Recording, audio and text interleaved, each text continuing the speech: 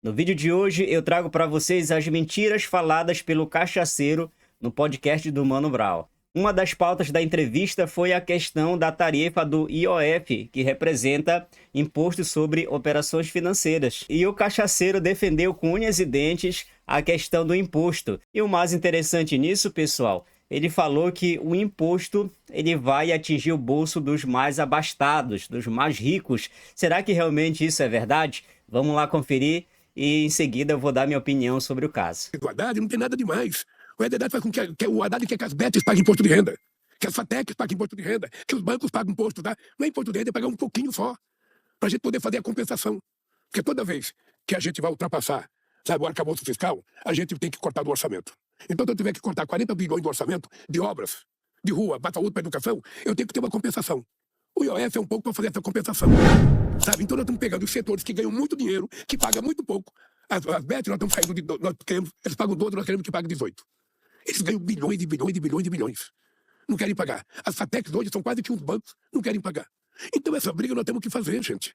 Sabe? Não dá pra gente ceder toda hora. Bem, antes da gente ir para o vídeo seguinte, vamos esclarecer alguns pontos interessantes e desmistificar a mentira que o cachaceiro falou.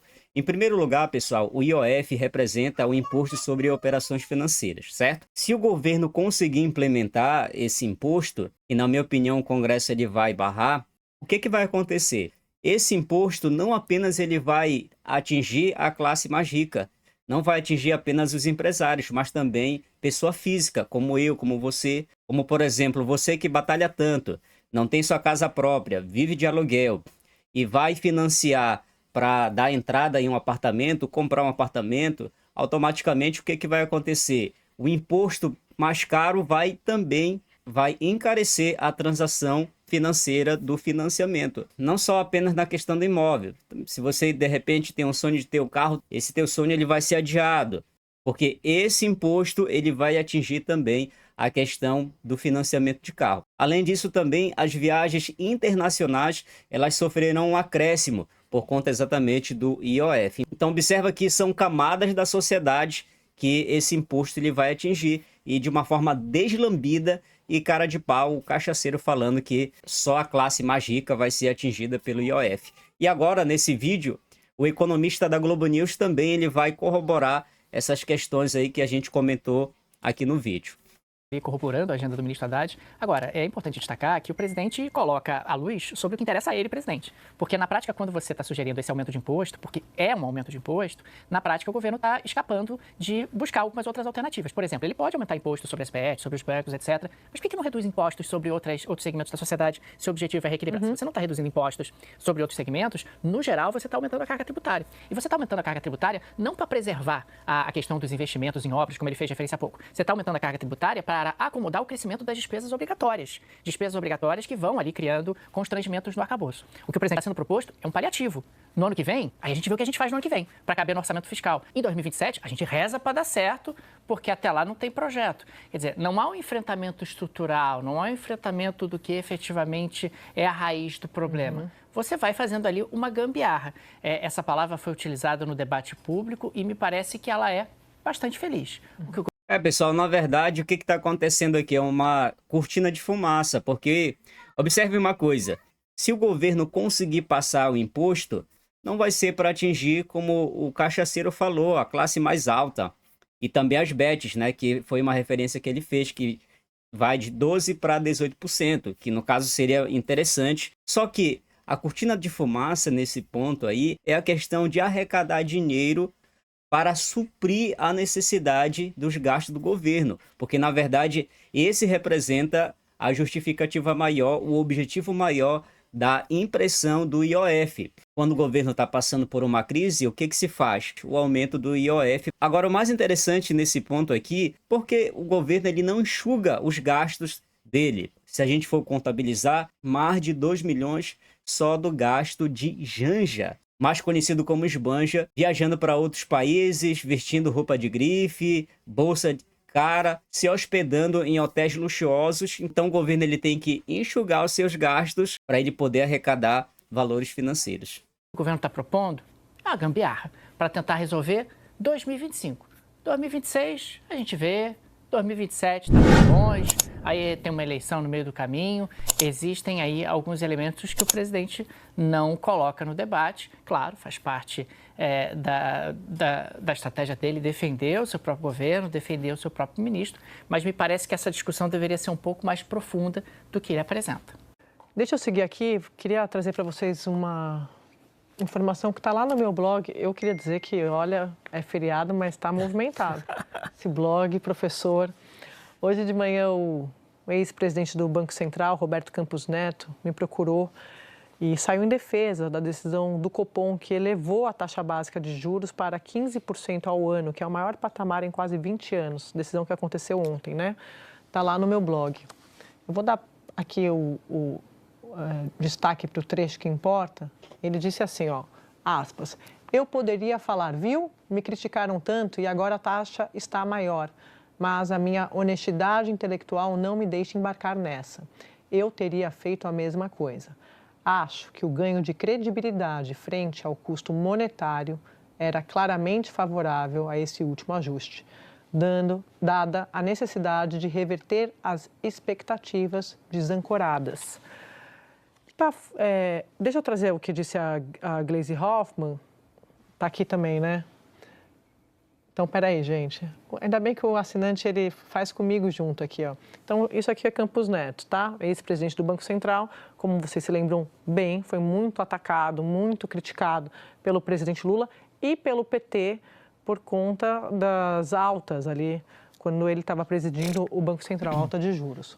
Aí a ministra da articulação política, a Gleisi Hoffmann, ela fez um post nas redes sociais hoje, criticando o aumento, dizendo o seguinte, que no momento em que o país combina a desaceleração da inflação e o déficit primário zero, crescimento da economia e investimentos internacionais que refletem confiança, é incompreensível que o Copom aumente ainda mais a taxa básica de juros.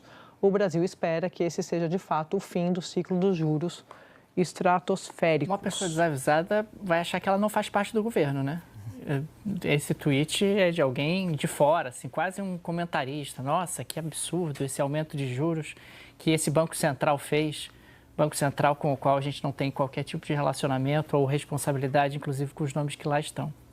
Ele fala muito das suas condições físicas, mentais, disposições. Bem, pessoal, antes da gente passar para o próximo vídeo, só quero comentar um ponto sobre o aumento da taxa Selic, que foi de 15%, né? Estava em 14,25%, agora 15%. E aí, o que acontece? Desde 2006, foi um aumento histórico. Mais uma vez, atinge todas as camadas da sociedade, tanto pobre quanto rico. Por exemplo, com o aumento da taxa Selic, a consequência vai ser que os produtos e serviços vão encarecer também. Então, por exemplo, para você que deseja comprar uma televisão, vai ficar mais caro por conta do aumento da taxa Selic. A gente tem um histórico desse desgoverno desde quando Lula entrou até a data atual. Basicamente, em termos de médias estatísticas, a cada 37 dias o governo ele põe um imposto aí pra gente. Posição, vontade, se ele estiver num quadro como esse, ele diz que vai disputar a eleição para ganhar. Mas tem outro componente que ele vai levar em consideração, sim. Se a situação dele de aprovação continuar ruim e não se descarta piorar, inclusive, até a eleição, eu não sei se ele disputa o pleito do ano que vem. Se ele chegar em 2026 sabendo que o risco de derrota existe, mesmo estando com a saúde perfeita, e a gente espera que ele esteja e continue com essa saúde perfeita, com a disposição, com a vontade, mas a gente sabe que candidatos não adianta só estar com vontade. O cenário tem que ser apropriado. Ele não é um candidato para ganhar ou perder, né? Ele tem algo a mais em disputa. É a questão da derrotar a direita, como ele afirma. Então, se tiver um cenário como o de hoje, acho que hoje ainda ele pode disputar de forma competitiva, né? Mas se continuar... Esse homem ainda ganhar, né, pessoal? Pelo amor de Deus. Com essa deterioração, a equipe dele acredita que ele vai recuperar, que não tem como não recuperar, porque durante a campanha eleitoral o que ele fez vai ter mais visibilidade e ele se recupera. Isso é fato. Agora, não sei se tiver um cenário totalmente adverso, se ele vem disputar. O problema é que no campo dele, hoje, você não tem nenhum nome forte, né? Olha para o nome que eles estariam preparando, o próprio PT, o próprio governo acabou com esse nome, na minha visão, que é o Fernando Haddad, né? Haddad foi dinamitado pela oposição e pelo governo como candidato. E agora, inclusive, estão querendo ali colocá-lo como candidato em São Paulo a algum posto, Senado, mais provavelmente Senado. Então, vamos checar, mas eu acho que Lula, estando bem, estando competitivo, ele sai.